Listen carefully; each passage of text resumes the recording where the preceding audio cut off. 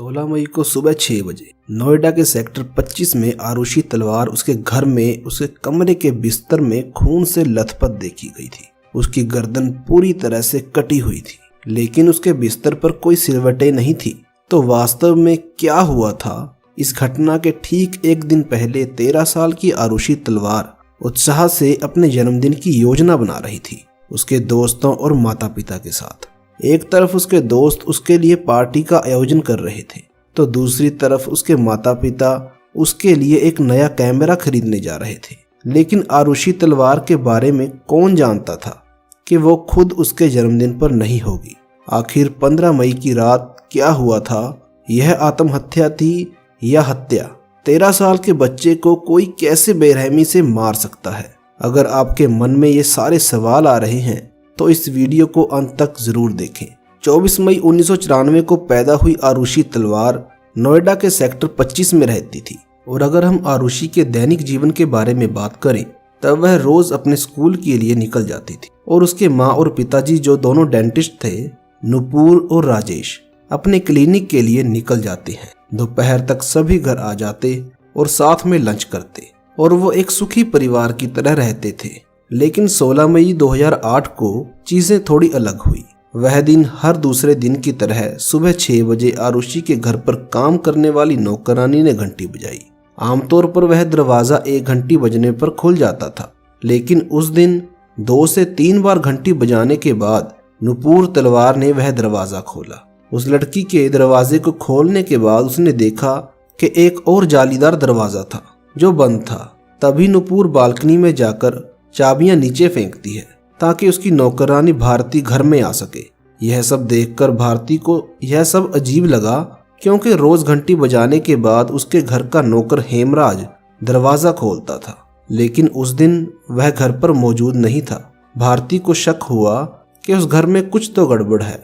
जब उसने देखा तो और हैरान हो गई, क्योंकि राजेश, जो आरुषि के पिता थे, वह उस समय जाग रहे थे और जोर जोर से रो रहे थे। अब जब भारती ने नुपुर से पूछा कि राजेश इतना क्यों रो रहा है, फिर नुपुर ने आरुषि के कमरे की ओर इशारा किया और कहा, देखो हेमराज ने क्या किया, और भाग गया। अब जब भारती आरुषि के कमरे में पहुंची तो वह वहां एक मूर्ति की तरह खड़ी रही, जैसे उसे किसी सांप ने सूंघ लिया हो, क्योंकि उसने बिस्तर पर पड़ी आरुषि की लाश देखी थी और उसकी गर्दन पर चाकू से काटने के निशान थे। यह सब देखने के बाद उसने जल्दी से डॉक्टर को बुलाया और पड़ोसियों को इस सब की जानकारी दी। अब सुबह 7:15 बजे जब पुलिस को बुलाया गया, उस समय तलवार और उनके कई रिश्तेदार पहले से मौजूद थे। अब क्योंकि इतने सारे लोग पहले से ही वहां मौजूद थे, सभी उंगलियों के निशान और अन्य सबूत नष्ट कर दिए गए थे और ऐसा कोई सबूत नहीं था जो पुलिस को मिल सके। पुलिस ने पूरे घर की छानबीन शुरू कर दी। तभी उन्हें पता चला कि छत पर ताला लगा हुआ है जिसमें खून के कई निशान थे। अब जाहिर सी बात है कि पुलिस ने उसे देखने के बाद ताले की चाबी मांगी होगी, पर सब इस उलझन में थे कि असल में ताले की चाबी कहाँ है। और यह सब बात उस समय आरुषि के पिता राजेश पुलिस को बता रहे थे कि वे अपना समय बर्बाद कर रहे हैं, क्योंकि उन्हें पूरा यकीन था कि उनके नौकर हेमराज ने यह सब किया है। अब क्योंकि राजेश को हेमराज पर शक था तो पुलिस ने हेमराज को खोजना शुरू कर दिया था। उसे खोजने पर 25,000 रुपए का इनाम रखा गया। अब एक तरफ जब नोएडा पुलिस नेपाल के लिए निकल चुकी थी हेमराज को खोजने के लिए, तो दूसरी तरफ आरुषि के माता पिता अस्थियां ले जाने के लिए हरिद्वार के लिए निकल गए थे।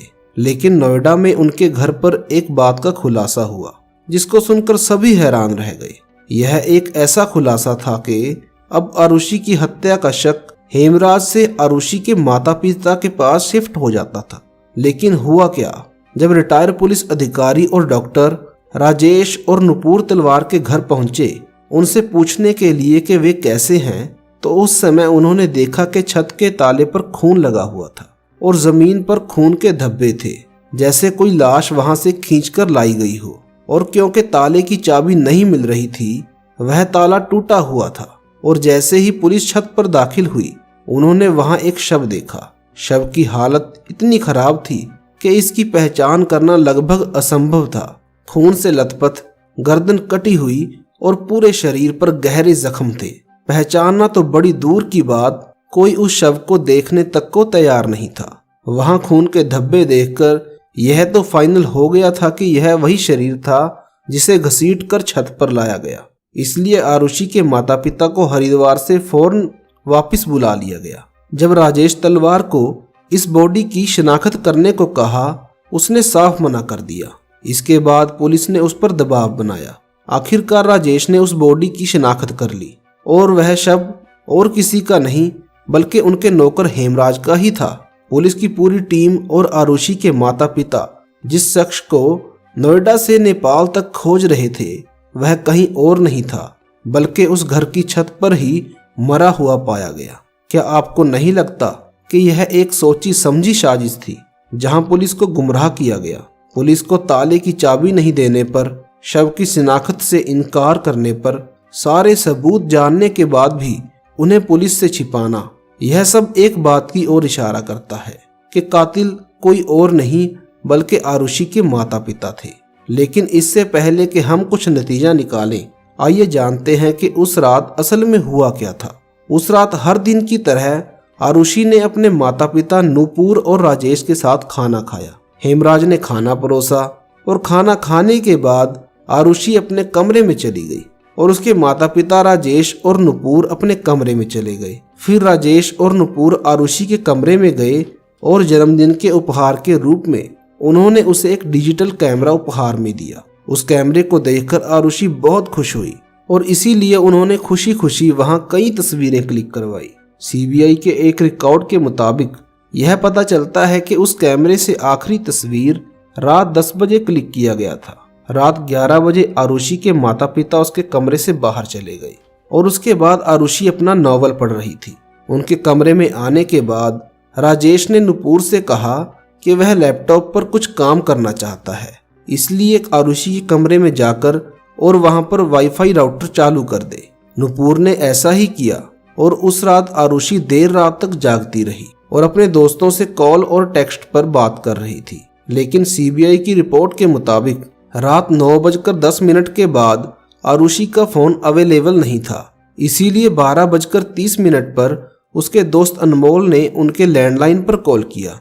उस कॉल को किसी ने नहीं उठाया, इसीलिए उसने आरुषि को एक मैसेज भी किया, लेकिन वह टेक्स्ट कभी डिलीवर हुआ ही नहीं। राजेश भी उस समय अपने लैपटॉप पर काम कर रहा था, क्योंकि उनका आखिरी भेजा गया ईमेल रात तकरीबन 12 बजे का था और उसके बाद शायद वह सो गया होगा। लेकिन सीबीआई की रिपोर्ट के मुताबिक सुबह 3:45 किसी ने आरुषि के कमरे का वाईफाई राउटर बंद कर दिया। तो कौन था ये शख्स जो इतनी देर रात आरुषि के कमरे में गया था? क्योंकि आरुषि का कमरा अक्सर बंद रहता था और उसकी चाबी नूपुर की लाइट टेबल पर थी। लेकिन नूपुर ने पुलिस को बताया उस रात उसे याद नहीं आया कि उसने दरवाजा बंद किया था या नहीं। रिपोर्ट्स का कहना है कि रात करीब 1 बजे हेमराज और आरुषि दोनों की हत्या कर दी गई थी। तो यह व्यक्ति जो देर रात तक कमरे में दाखिल हुआ था वाईफाई राउटर को बंद करने के लिए, क्या उसने आरुषि की लाश नहीं देखी या वह व्यक्ति ही खुद कातिल था? अगले दिन छत और अपार्टमेंट की चाबी नूपुर के कमरे में मिली थी और आरुषि के कमरे की चाबी लिविंग रूम में मिली। तो क्या किसी के पास चाबियों का एक्स्ट्रा सेट था और यदि हाँ तो किसके पास था? तो इस सब के बाद शक तलवार की ओर ही इशारा कर रहा था। पुलिस के आने से पहले उसने सारे सबूत मिटा दिए और अपने नौकरों को बुलाकर फर्श, खिड़कियां और दरवाजे सब साफ करवा दिए। लेकिन इसके अलावा भी कुछ बहुत ही अजीबोगरीब हुआ था और वह यह था कि सुबह 3 बजे से सुबह 6 बजे तक राजेश के फोन से उसके बड़े भाई दिनेश को फोन किया गया। वहीं दिनेश के फोन से उसके पारिवारिक मित्र सुशील को कॉल किया गया।